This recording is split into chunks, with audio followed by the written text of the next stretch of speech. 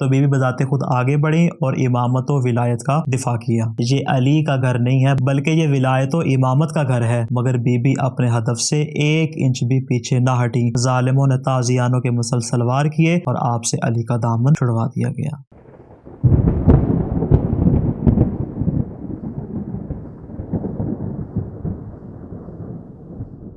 بسم اللہ الرحمن الرحیم۔ حضرت فاطمہ الزہرا سلام اللہ علیہا جو کہ نبوت اور ولایت و امامت کے درمیان فقط ایک واسطہ کی حیثیت نہیں تھی بلکہ بی بی دونوں کے لیے ایک مضبوط دیوار کی بھی حیثیت رکھتی تھی۔ اس طرح کہ جب نبوت کو خطرہ لاحق ہوتا تو بی بی آگے بڑھتی اور اپنی جانب سے نبوت کا دفاع کرتی۔ اس کی بے شبہ مثالیں عہد رسالت میں آپ کو مل جائیں گی، لیکن چونکہ موضوع نہیں سے ہم اس کو بیان نہیں کر رہے۔ اسی طرح بعد رحلت رسول جب جانشینی رسول اور جانشین نبوت کی باری آئی تو اس مقام پہ بھی جب بی بی نے یہ خطرہ محسوس کیا کہ ولایت و امامت کو خطرہ ہے تو بی بی بذات خود آگے بڑھی اور امامت و ولایت کا دفاع کیا۔ اگرچہ اپنے بابا کے بعد بی بی کی مدت حیات اس قدر طویل نہیں ہے، لیکن بی بی جتنے عرصہ بھی زندہ رہی، جس طرح ہم نے بیان کیا کہ مختلف اقوال موجود ہیں، بہرحال 1 سال سے کم عرصہ جو بی بی حیات رہی ہیں، اس کم عرصے میں بھی بی بی نے ہرگز اس انتہائی قدم اٹھانے سے دریغ نہیں کیا کہ جس کے ذریعے ولایت و امامت کا دفاع ہو سکتا تھا۔ اور جس طرح ہم نے گزشتہ پہلے بھی اس بات کو بیان کیا کہ بی بی نے مختلف مراحل میں ولایت و امامت کا دفاع کیا، اور یہ مختلف مراحل پہلے گھر کے اندر انجام پائے۔ جب بی بی نے دیکھا کہ گھر کے اندر ولایت کا دفاع کارگر ثابت نہیں ہو رہا،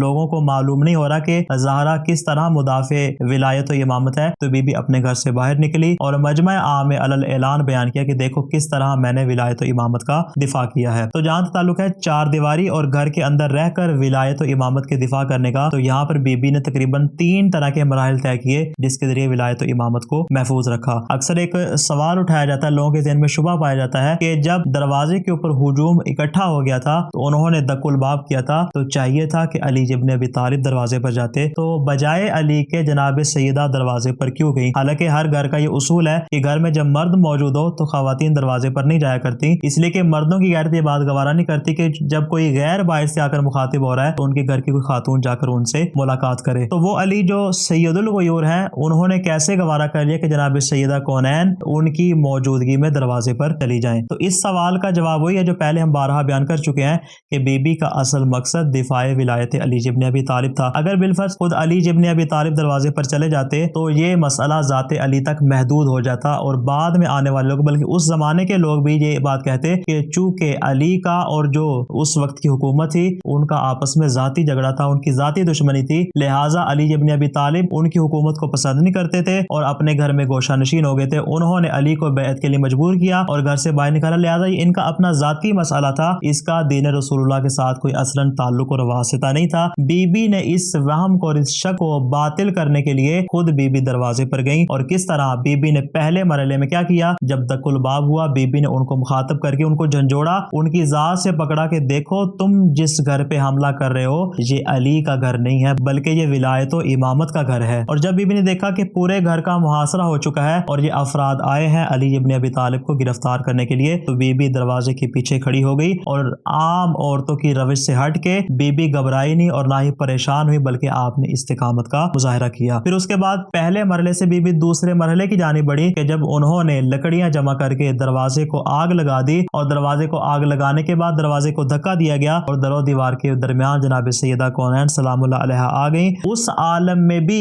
بی بی اپنے اس میدان جہاد سے پیچھے نہ ہٹیں بلکہ اپنے حال پر باقی رہیں، اور آپ نے استقامت کا مظاہرہ کیا۔ اور کیسا تھا وہ استقامت کا مظاہرہ کہ دشمن اپنی تلوار کی نیام سے آپ پہ وار کرتا رہا، بی بی اپنے حال پر قائم رہی، وہ بار بار تلوار کے دستے سے آپ کے بازوں پر حملہ کر کے ان کو سیاہ کرتا رہا، مگر بی بی اپنے ہدف سے 1 انچ بھی پیچھے نہ ہٹی۔ یہ تھا دوسرا مرحلہ۔ اس کے بعد جب یہ ہجوم گھر کے اندر داخل ہوا اور انہوں نے علی ابن ابی طالب کے گلے میں رسی ڈال دی اور علی کو گھر سے گھسیٹ کر لے جانے لگے تھے، بی بی نے اس مقام پہ بھی کہ جب محسن شہید ہو چکا، بی بی کے بازو اور بی بی کا جسم جو ہے وہ تازیانوں کی زد میں آ کر سیاہ ہو چکا، اس کے باوجود بھی بی بی نے وہ آخری مرحلہ اور انتہائی قدم اٹھایا کہ علی کو دامن سے پکڑ لیا، کہا علی کو ہرگز یہاں سے لے جانے نہیں دوں گی۔ اس مقام پر بھی بی بی نے فقط علی کا دفاع نہیں کیا بلکہ اس سارے کے سارے ولایت و امامت کا دفاع کیا تھا کہ جس کے اوپر دین رسول اللہ کی